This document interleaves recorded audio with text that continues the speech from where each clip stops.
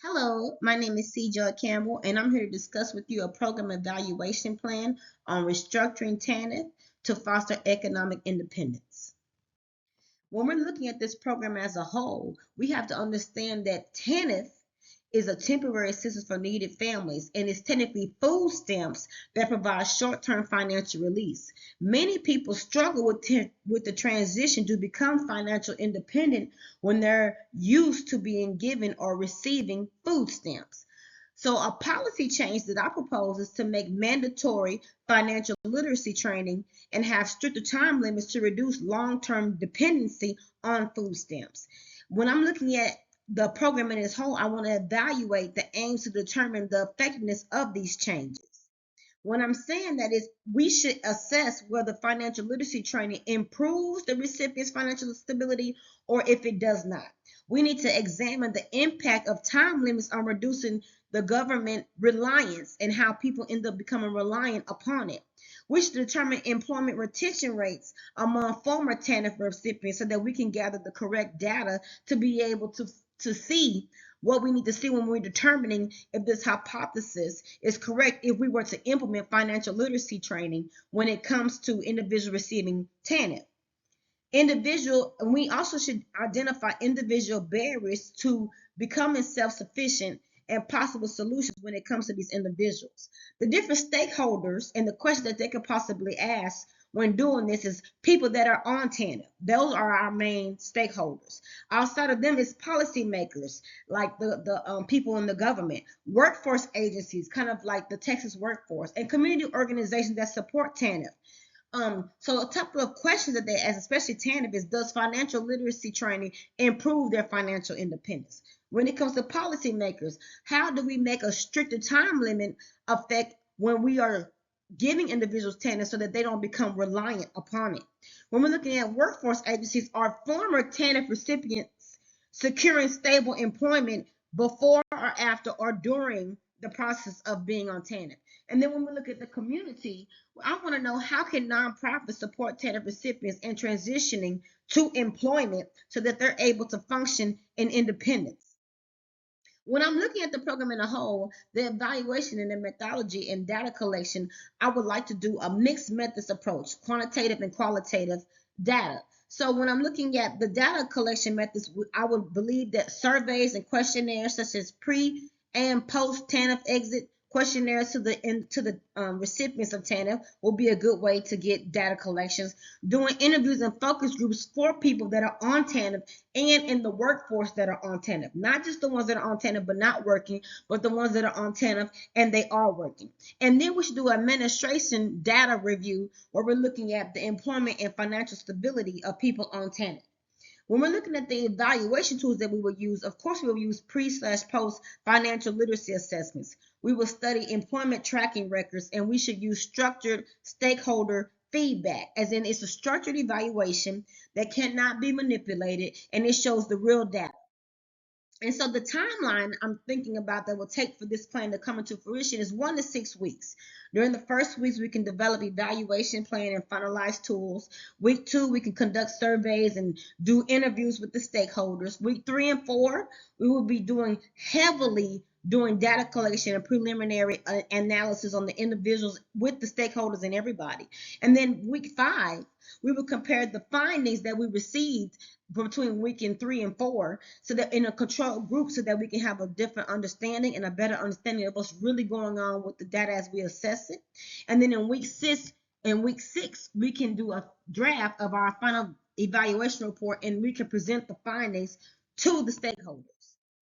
One thing that I can say is when it comes to budget and financial costs, to do this, it might cost about $7,500. The personal cost is the evaluator, and you'll have them for 1.5 months, and that's gonna probably run us about $4,100 a month, which is about $6,100 for those 2 months almost. And then the graduate assistant can help us 60 hours at $12 an hour, which is about $750, just so that they can assist the evaluator so that we can make sure that things do get done structured.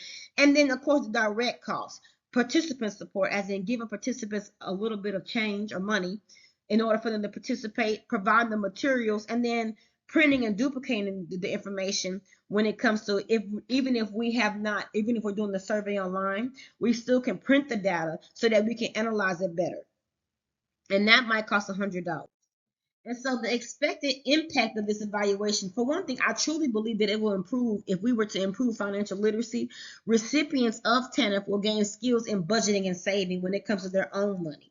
And then it would increase the employment stability, encouraging them to go back into the workforce so that they can sustain and maintain financial stability. And at times, this can lead to them finding their purpose.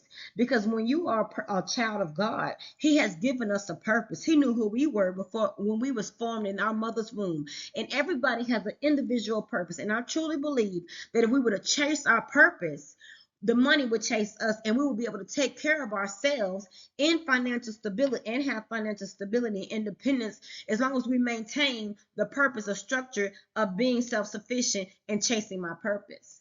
And so this is why I encourage individuals to go into the workforce, because you never know how it can be and how you can feel fulfilled by working in your calling. I think another thing that we should look at in special impact is the policy refinement and expansion, identifying the gaps and the areas of improvement when it comes to the system. Because sometimes if we have to look at ourselves and be accountable as a system for our own errors, especially reducing government dependence, encouraging the economic self-sufficiency when it comes to not just TANF recipients, but individuals, period, who are struggling with maintaining job stability due to them feeling enabled or not wanting to be self-sufficient, or individuals who feel as though they don't even know what it's like to be that. We should be able to teach people how to have the life skills and financial independence and even appropriate career paths, as we can do surveys and assessments to help them. A lot of challenges and barriers I truly believe will take place is the resistance from long-term TANF recipients to have a more structured policy. I truly believe that individuals that's been on TANF longer than a year or two will have a very hard time coming off of TANF because they're so used to getting that extra money every month that they've incorporated that in their budget versus incorporating a savings in their budget. So I truly believe at that time, if they were to get TANF, they would be able to save that money. They would pay for groceries and put it in a savings account, or be able to, let's say, maximize the money that they get. But if they have been used to receiving TANF, it'll be very hard to add the grocery bill into your budget, especially in times of today with groceries being so high. And I think they will be having those long-term recipients will be having a lot of resistance to the program. Limited financial literacy resources in underserved communities, especially rural areas.